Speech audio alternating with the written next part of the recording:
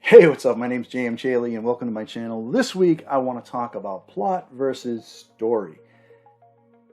They sound like synonyms, but they're kind of not. At least when it comes to the writing world, there are differences between the story and the plots within a story. And that's what I want to dig into and talk about how we can leverage the difference between those two to keep your story on track and keep your readers engaged. But before I get into that, I want to give a quick shout out to The Unlife of Lisa Cooper, which is on sale right now.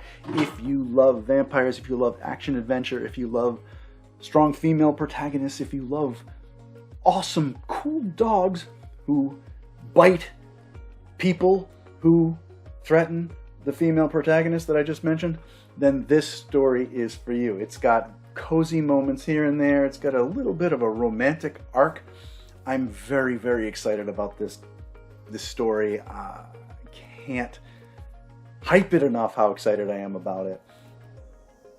It's been well received on the Kindle Vella side. It's been well received on the novel side. It's really the same story, just put into one place, but it's been rattling around in existence for over a year now, and it has received a lot of praise and a lot of love, and I'm just so happy for it. And I hope you check it out, and I hope you enjoy reading it as much as I enjoyed writing it. All right, so let's talk about plot versus story. Years ago, when I read On Writing by Stephen King, he made a comment and I didn't understand it. So I kind of glossed it over and I didn't really think about it for years. Until maybe a year ago, when it kind of suddenly made sense to me. He said, and I'm paraphrasing here, "Nothing can destroy a story faster than plot." That made no sense to me at all. You know, when we talk about plot, like if you saw a movie, what was the plot of the movie? And you said, talk about what the movie was about. What was the plot of the book? Oh, you talk about what the book was about. And yeah, plot, story, those words are sort of synonymous with one another. But when we talk about the craft of writing, there's a delineation between story and plot. The plot isn't what the story is about. The story is what the story is about. We probably need another word for it, right? I'll give an example. Star Wars. I always go to Star Wars. A New Hope, right? If someone said, what is the plot of Star Wars? I would say, well, it's two droids crash into a desert planet and they're found by this farmer who buys them from these desert scavengers, and then one of the droids runs away and gets found by this old space wizard guy, and he convinces the farmer's nephew to go into space and find this princess. And then they go to a space station and get trapped, and they go in a trash compactor, and then that's not what the story's about. Those are the plots.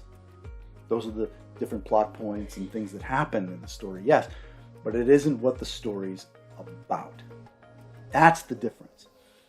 That's the delineation. So, why is it important to understand the difference between a plot and the story itself? Well, eventually when you get down to editing your story, you're going to have to figure out what belongs there and what doesn't. And there are some things that don't. If they're not driving your story forward, they don't belong, generally speaking. Now, people always say that they love a character-driven story. Character-driven, this story's character-driven, isn't this great? Every story should be character-driven. There's no excuse for any story, movie, book, television show, anything. There's no excuse for having any story not character-driven. Because otherwise, what's happening? You have a main character that's being pulled through a chain of events. What, against their will? They're just kind of like, oh, I'm being sucked into this thing now. You know, this happens, and then this happens, and then this happens, and then this happens. That could get boring. That could get tedious. It's not going to tie you to the character. You're not going to care about the character. That's plot. The plot isn't bad, necessarily, but if plot's the only thing that's pushing your story forward, then that's the danger. So what's the remedy for that? Well, you have to remember that the plot is external. What people are looking for is something internal, inside the main character. What they're doing to change the world around them and affect change. They're the decision makers. So something happens, right? Your inciting incident, and your main character reacts to that and does something, makes a choice. So it's not, and then this happens, and then this happens. It's, and so this happens, and so this happens. That's the difference. The external events still happen. The world is still going on around the main character. There are still external forces, but they're happening as a reaction to what the main character is doing. So the main character is driving change forward, and the world is pushing back. Right? Whether in agreement or, contention, right? It depends. But the main character is the one maneuvering through your story and making things happen. But let's dial it back for a second, because there's a second element to this. The second element to character-driven, what the story is about.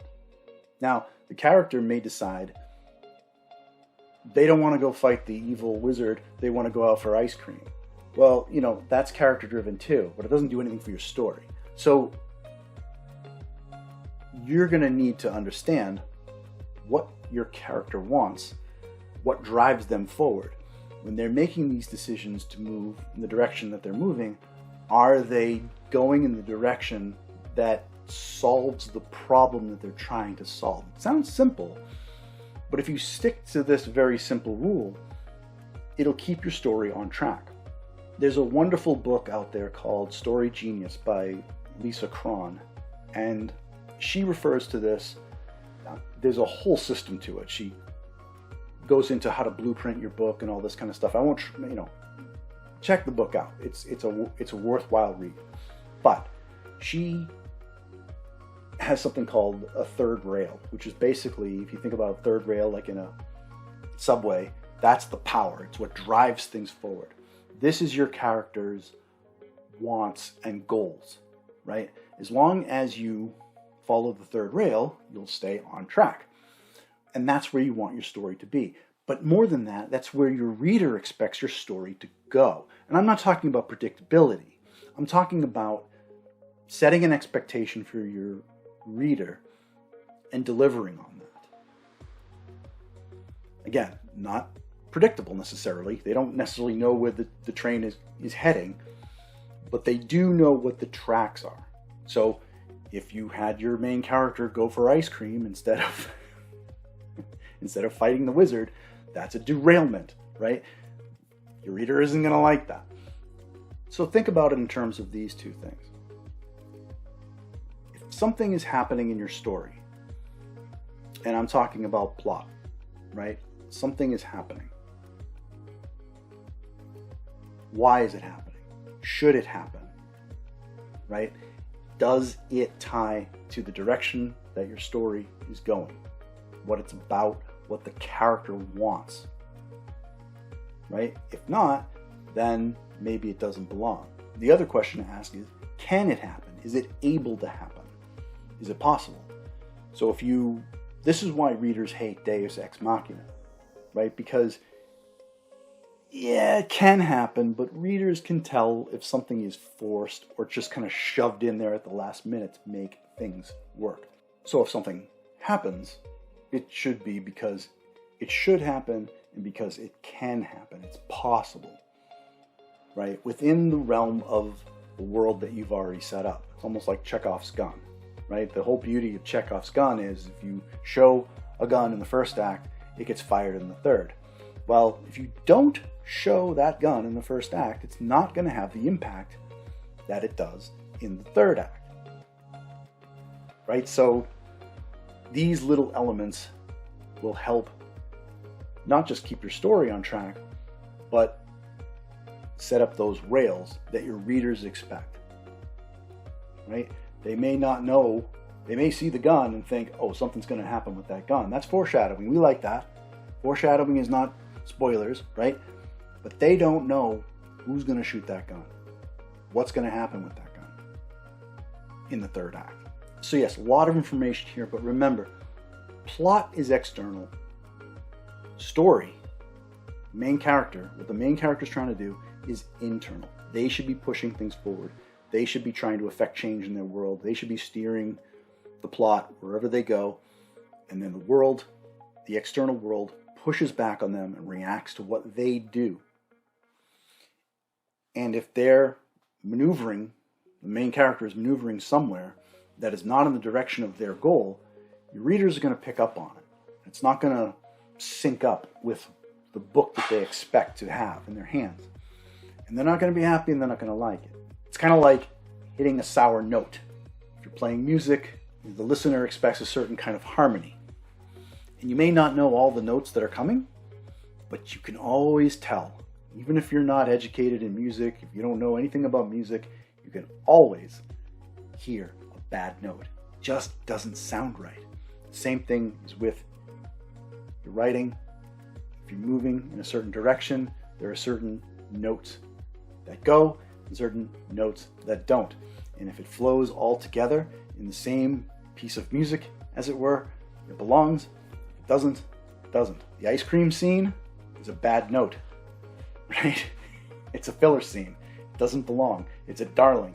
You kill it. You get it out of there. Go fight the wizard. That's what you're supposed to do, right? Okay, so that about wraps it up. Just remember those key things, really. Plots are external. The main character's actions are internal. They drive the story. That's what the story's about. Keep your story on track.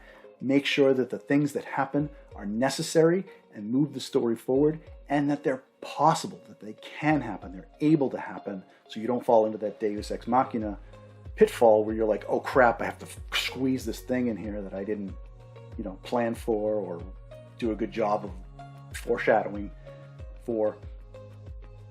Those are your pitfalls. And that's the difference between story and plot. So, if you like this video, please smush that like button. And as always, please subscribe. I post most Thursdays, and you can follow me on social media. I have a bunch of different social media platforms these days, but I'm most active on Facebook and X. All the social media stuff, links and everything are in my description. I'm on Blue Sky now, which is fun. It's kind of like old Twitter. It's a good time. You can also check out interchangeably.com.